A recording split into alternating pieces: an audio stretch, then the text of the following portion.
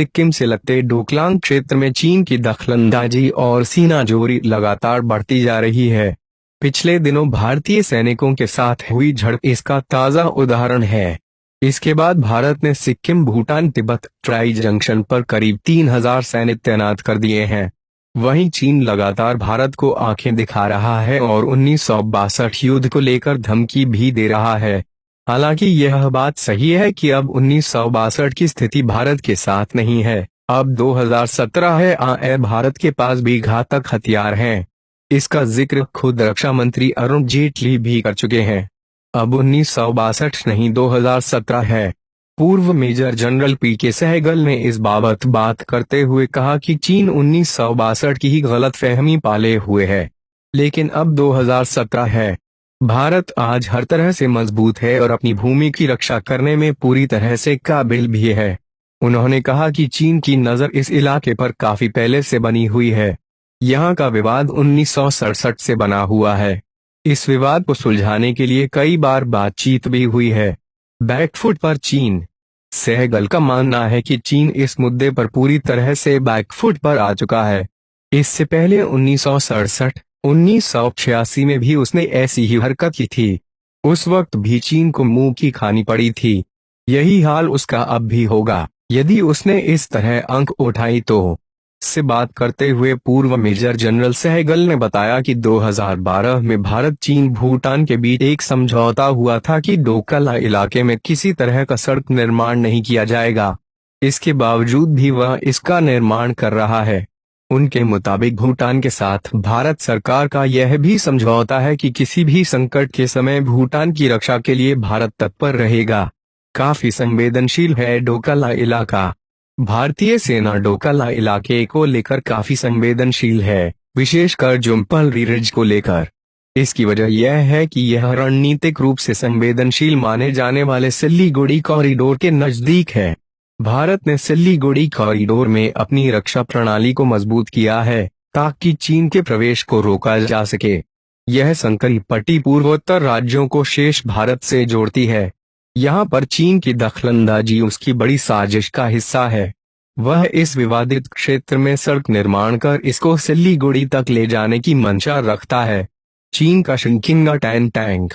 भारत के साथ बढ़ते तनाव के बीच चीन ने तिब्बत में एक टैंक का परीक्षण किया है। चीन का यह टैंक 35 टन वजनी है और यह कई अत्याधुनिक हथियारों से लैस है। चीन ने इस टैंक को शिंकिंगा टैंक नाम दिया है। चीन का यह tank 100 millimetre tank gun, 10 millimetre grenade launcher और 12.2 मिलीमीटर की मशीन गन से लैस है। इस टैंक में 8V150 इंजन लगाया गया है, जिससे 1000 हॉर्स पावर की ऊर्जा पैदा होती है। चीनी सीमा पर तैनात T-90 टैंक। उत्तरी सिक्किम में चीन से लगती सीमा पर भारत ने अपने T-90 टैंकों को तैनात किया हुआ है, लेकिन पूर्वी सिक्किम में इस तरह की कोई टैंक की तैनाती नहीं की गई है। T-8 मेन बैटल टैंक है। T-8 टैंक रूस में निर्मित थर्ड जनरेशन के बैटल टैंक है जो कि T-72B और T-80U का अपग्रेड मॉडल है। पहले इसका नाम भी T-72BU ही था, लेकिन बाद में इसको बदलकर T-8 रख दिया गया। इसमें 125 mm की 2A46 मेन गन लगी है जो एक बार में 43 राउंड फायर कर सकती है। इस टैंक के करीब 60% कलपुर्जे भी भारत में ही बनाए जाते हैं, लेकिन भारत के पास जितने टैंक हैं उनमें से आधे टैंक ही रात में युद्ध कर सकते हैं, जबकि पाकिस्तान के 80% और चीन के 100% टैंक रात में युद्ध करने के सभी उपकरणों से लैस हैं। नाइट विजन तकनीक से लैस होंगे टैंक। इसके लिए भारतीय सेना ने T-90 सहित अपने सभी टैंकों को रात के समय युद्ध करने की तकनीक और उपकरणों से लैस करना शुरू कर दिया है। कुछ वर्षों में सभी टैंकों में यह तकनीक लगा दी जाएगी। वहीं T-90 टैंकों के भारत में निर्माण की समय सीमा या लाइसेंस की अवधि को भी रूसी कंपनी ने आगे बढ़ा दिया है। भारत की योजना वर्ष 2020 तक T-90 टैंकों से सुसज्जित 21 टैंक रेजिमेंट तैयार करने की है। इसको लेकर 2013 में 235 टैंकों के निर्माण की भी मंजूरी दी जा चुकी है। भारत में ही बनेंगे मैंगो गोले। इतना ही नहीं, इन टैंकों में इस्तेमाल होने वाला गोला बारूद भी भारत में ही तैयार करने के लिए भारत को रूसी कंपनी की तरफ से सभी तकनीकी सुविधा दी जा चुकी है। 125 मिलीमीटर तोपों में मैंगो गोलों का इस्तेमाल किया जाता है।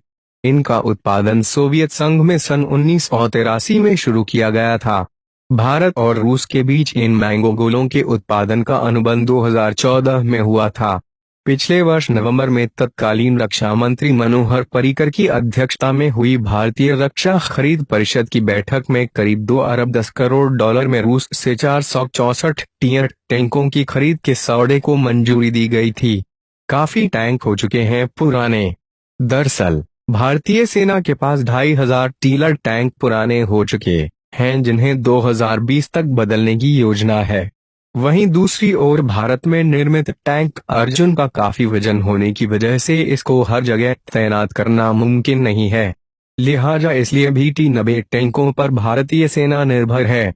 भारत सन 2020 तक और 1600 टियर टैंक खरीदना चाहता है, जिन्हें वे पाकिस्तान के साथ लगने वाली अपनी पश्चिमी सीमा पर तैनात करेगा। T-90 टैंक को लेकर रूस से करार। रूस और भारत के बीच T-80 टैंक की खरीद फरोख्त का पहला अनुबंध 2001 में हुआ था।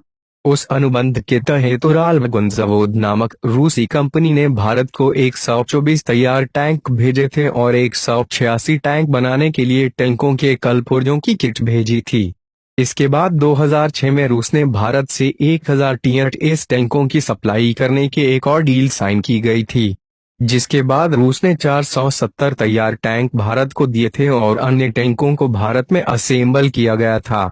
T-90 टैंक की खासियत: वजन 46 टन, लंबाई 9.63 मीटर, 31 फीट 7 इंच, चौड़ाई 3.78 मीटर, 12 फीट 5 इंच, ऊंचाई 2.22 meter, 7 feet 3 inch. Crew member की जगह 3 इसमें 840 हॉर्स पावर का इंजन लगा है।